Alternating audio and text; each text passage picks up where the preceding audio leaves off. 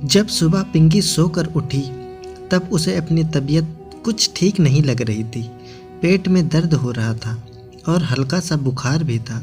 इसीलिए वो जल्दी जल्दी घर के काम ख़त्म करके डॉक्टर को दिखाने के लिए अस्पताल चली गई। अस्पताल पहुंचकर उसने डॉक्टर को सारी बात बताई कि उसे सुबह से ही हल्का बुखार है और सर दर्द हो रहा है। डॉक्टर ने उसका अच्छे से चेकअप किया और कुछ टेस्ट भी करवाए। फिर रिपोर्ट आने तक पिंकी हॉस्पिटल में ही बैठी रही। वह बैठे बैठे यही सोच रही थी कि भगवान उसे कब एक बच्चे की खुशी देंगे, कब उसके भी घर आंगन में बच्चे की किलकारी गूंजेंगी। और यही सब सोचते सोचते उसकी बेचैनी बढ़ने लगी। उसे घबराहट होने लगी कि तभी डॉक्टर ने पिंकी को अपने केबिन में बुलाया और उसे बताया कि वह माँ बनने वाली है। पिंकी की खुशी का तो ठिकाना ही नहीं था। वो भगवान का शुक्रिया कहने लगी कि भगवान ने उसकी सुन ली, कि इतने सालों से जिस खुशी को वो तरस रही थी आज उसे मिल ही गई।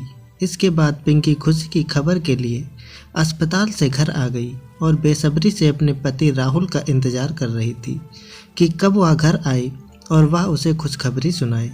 इसी दौरान रोज़ की तरह वह घर के काम निपटा रही थी कि तभी दरवाजे की बेल बजी और पिंकी ने दरवाज़ा खोला और उसके पति राहुल ने घर में कदम रखते ही पहले तो पिंकी के गाल पर जोरदार थप्पड़ जड़ दिया और उससे लड़ने लगा। उसे भला बुरा कहने लगा कि दूर हो जाओ मेरी नज़रों से, मैं तुम्हें देखना भी नहीं चाहता। राहुल अपने पत्नी को गंदी गंदी गालियाँ दे रहा था। ये वही पत्नी थी जो पढ़ी लिखी होने के बावजूद भी उससे अच्छा कमा सकती थी और उसकी चार दीवारी में कैद थी। वह चुपचाप खड़ी हुई उसकी बातें सुन रही थी। तभी राहुल ने कहा, तुमसे शादी करना मेरी ज़िंदगी की सबसे बड़ी भूल थी। मैं पागल हो गया था, मेरा दिमाग ठिकाने पे नहीं था जो मैं तुमसे शादी की।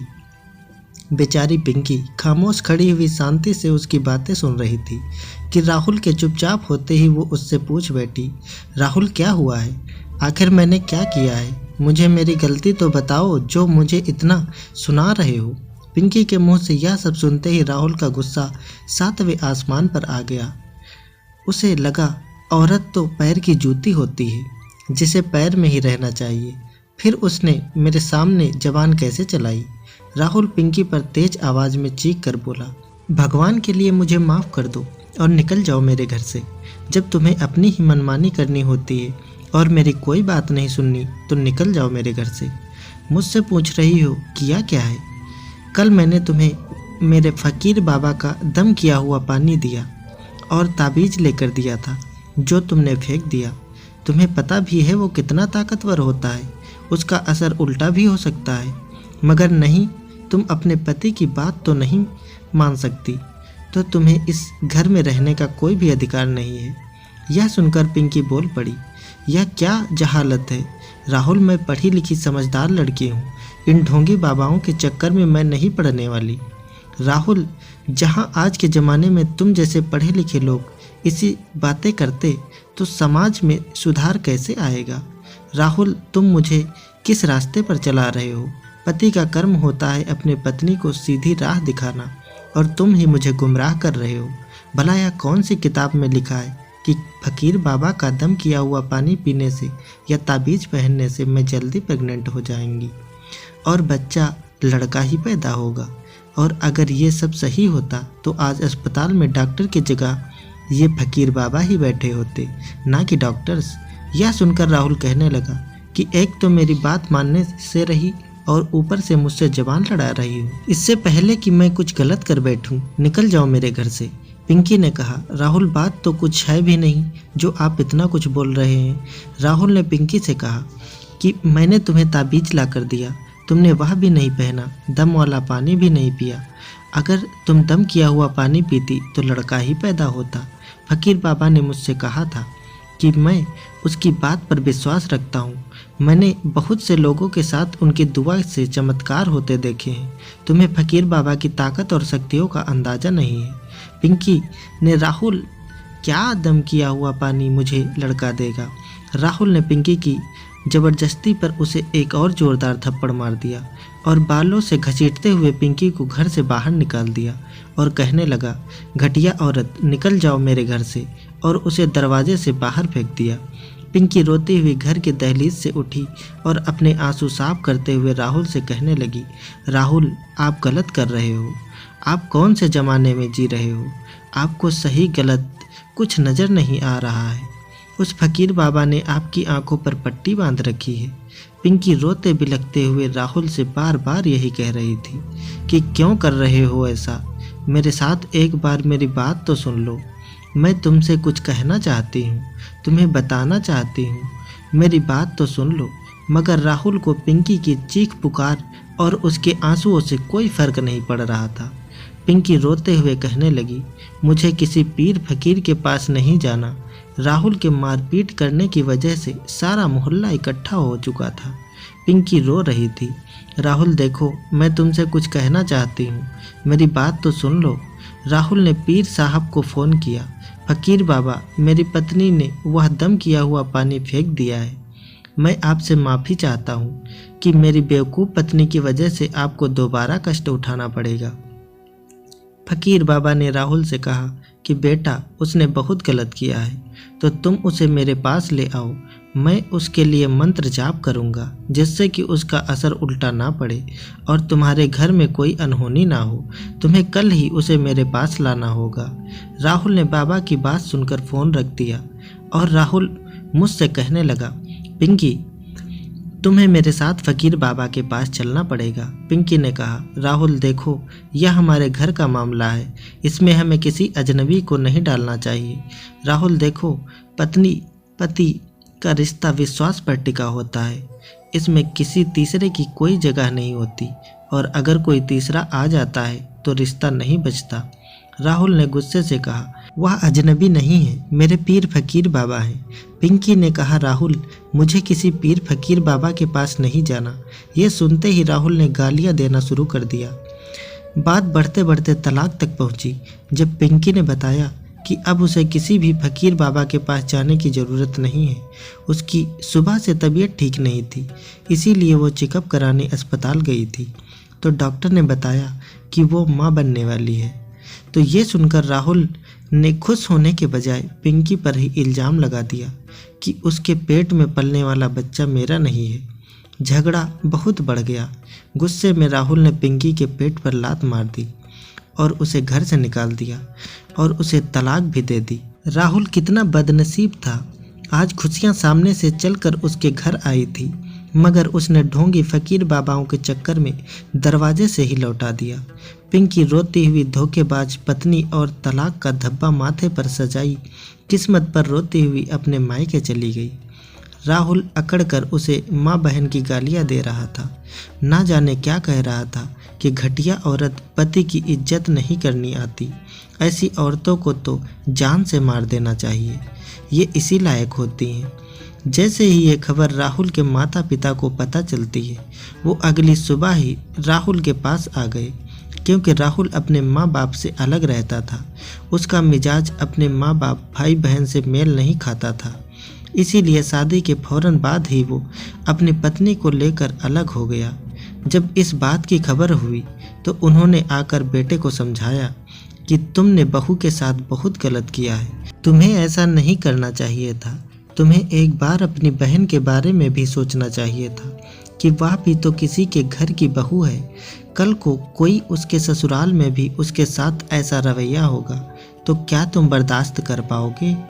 इस पर राहुल अपनी माँ से कहने लगा कि आप लोगों को नहीं पता, वह खुद को पता नहीं क्या समझती थी, मेरी कोई बात नहीं मानती थी और मैं इस बारे में अब और कुछ नहीं सुनना चाहता। अब बस मैं और नहीं रह सकता उस औरत के साथ। पिंकी जब घर पहुंची तो उसकी हालत बहुत ख़राब थी। उसके घर वाले उसे हॉस्पिटल ले गए। वह 2 महीने की प्रेग्नेंट थी, लेकिन अब उसका बच्चा मर चुका था। पिंकी की भी हालत बहुत नाजुक थी। डॉक्टर ने पिंकी की हालत देखते हुए कहा कि आपको पुलिस केस करना होगा, मगर पिंकी के घर वालों ने पिंकी के कहने पर कुछ नहीं किया, सब कुछ भगवान पर छोड़ दिया। पिंकी के लिए ये बहुत बड़ा सदमा था। पिंकी अपना सब कुछ खो चुकी थी। आज इस बात को पूरा 1 साल गुजर चुका था और राहुल ने दूसरी शादी कर ली थी। इधर पिंकी के घर वालों ने भी पिंकी की दूसरी शादी करवा दी थी।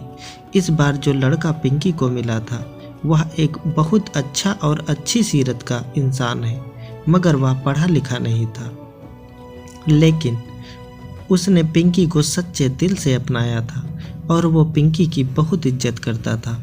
पिंकी के साथ हुए पिछली शादी के अत्याचार और दुख दर्द को वो उसकी किस्मत से मिटा देना चाहता था। वो दिन रात पिंकी को बेइंतहा प्यार देता और उसका ख्याल रखता। अब पिंकी भी उसके साथ वक्त गुजारती, उससे बातें करती, अपने दिल की बातें शेयर करने लगी थी और पिंकी उसे पढ़ाने लगी थी ताकि वह अपने आप को पिंकी से कम ना समझे।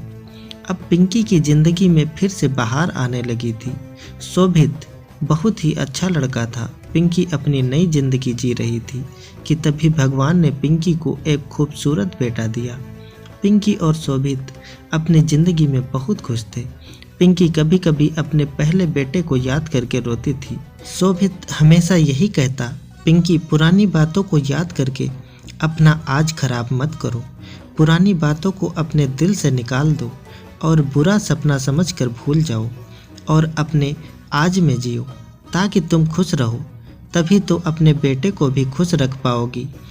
जिसने जैसे कर्म किए हैं मौत के बाद उसके पाप और पुण्य का हिसाब होगा। शोभित का साथ पिंकी के लिए सुकून भरा था। इधर राहुल आज भी माँ बाप से अलग रहता था, लेकिन वह ताबीज और आजकल के झूठे पीरों पर यकीन रखने वाला आज भी वही राहुल था। राहुल की दूसरी बीवी पहले से ही तलाकशुदा थी। उसने सोचा, पहले ही मैं बहुत कुछ झेल कर आई हूँ, अब जो पति कहेगा मैं वही करूँगी। कभी जो उसको बुखार या सर दर्द हो जाता तो राहुल अपनी पत्नी को लेकर फकीर बाबा के पास चला जाता। वह फकीर राहुल की बीवी, जिसका नाम हेमा था, उसको दम करता, उसका हाथ पकड़ता। हेमा को बहुत बुरा लगता, मगर वह खामोश रहती। उसको इस फकीर बाबा से डर लगने लगा था। हेमा ने एक बार अपने पति राहुल को भी बताया, मगर राहुल ने उल्टा हेमा को ही डांट दिया। हेमा का पहला पति उसे छोड़ चुका था। दूसरी बार वह तलाक का धब्बा बर्दाश्त नहीं कर सकती थी और हेमा अपने पति के डर से सब कुछ बर्दाश्त कर रही थी। वह खामोश ही रहती, राहुल के कठोर शब्द भी सुन लेती और एक शब्द न कहती। इधर पिंकी अपने पति के साथ घूमने जा रही थी और भगवान का शुक्रिया कर रही थी कि उसे इतना अच्छा पति मिला जो उसे पलकों पर बिठा कर रखता है। पिंकी बहुत खुश थी। इधर राहुल अपनी बीबी हेमा को लेकर एक दिन फकीर बाबा के पास गया। फकीर बाबा के दुआ करे हमारा बेटा ही हो। फकीर बाबा ने हेमा के पेट पर हाथ रखा और आंखें बंद कर ली। कुछ पढ़ने लगा और कहने लगा, अपनी पत्नी को 20 दिन तक लगातार मेरे पास लेकर आओ और मैं दुआ करूँगा कि बेटा ही होगा। हेमा बहुत रोती थी कि भगवान मेरे पति को समझ दे। फकीर बाबा मुझे गलत तरीके से छूता है, मैं क्या करूं? हेमा जैसी ना जाने कितनी लड़कियां इन पीर फकीर बाबाओं की हवस का निशाना बन रही थी। कुछ दिन गुजरे, राहुल काम में बिजी रहने लगा। फकीर बाबा अब दुआ के लिए राहुल के घर आने लगे थे। हेमा को हवस भरी नज़रों से देखते एक दिन हेमा ने राहुल को बताना चाहा, लेकिन राहुल का यकीन इतना पक्का था फकीर बाबा के लिए, वह कुछ सुनना ही नहीं चाहता था। हेमा बेबस हो गई। राहुल फकीर बाबा के खिलाफ कोई बात सुनने को तैयार नहीं था और इधर फकीर बाबा उसको अपनी हवस का निशाना बना रहे थे। एक दिन राहुल घर नहीं था, हेमा सो रही थी। फकीर बाबा घर आए, उनको हेमा के साथ बदतमीजी करनी चाहिए। इतने में ही राहुल घर आ गया। देखा कि फकीर बाबा कमरे में हैं। राहुल जैसे ही कमरे में दाखिल हुआ तो देखा फकीर बाबा हेमा से बदतमीजी कर रहा था। वह गुस्से में पागल होने लगा। फकीर बाबा को थप्पड़ मारा, गालियाँ दी। हेमा बहुत डर गई थी। राहुल ने कुल्हाड़ी उठाकर हेमा के सर पर मार दी और कहने लगा, बेशरम औरत, मेरे पीछे यह सब काम कर रही है। हेमा ने वहीं दम तोड़ दिया। राहुल ने झूठे फकीर बाबा को भी कुल्हाड़ी मारनी चाहिए, मगर वह फकीर जान छुड़ाकर फरार हो गया। जब मोहल्ले वालों को पता चला, सब के सब इकट्ठा हो गए। न्यूज़ चैनल वाले भी पहुंच गए। टीवी पर यह न्यूज़ चलने लगी, पति ने बीवी को गैरत के नाम पर कत्ल कर दिया। पिंकी भी न्यूज़ देख रही थी। राहुल को देखकर वो चीखें मारने लगी और बहुत ज़्यादा डर गई थी। हे भगवान, इस आदमी ने किसी मासूम लड़की को मार ही डाला। इसमें क्या कसूर था हेमा का? एक जाहिल आदमी की हालत ने एक औरत की जान ले ही ली। दोस्तों, इस कहानी के माध्यम से हम आपको ये बताना चाहते हैं कि इंसान को सीधी राह पर चलना चाहिए और इन झूठे पीर फकीर ढोंगी बाबाओं से बच कर रहना चाहिए। इंसान को अपनी आंखें, सोच और समझ सबको खुला रखना चाहिए और अंधविश्वास के चक्करों में नहीं पड़ना चाहिए, वरना आखिर में अंजाम यही होता है जो राहुल और हेमा के साथ हुआ। दोस्तों, उम्मीद करता हूँ आपको हमारी कहानी पसंद आई होगी। कहानी पसंद आई है तो वीडियो को लाइक करें और चैनल पर नए हैं तो चैनल को सब्सक्राइब करें ताकि अगली अपडेट सबसे पहले आपको मिले। धन्यवाद दोस्तों।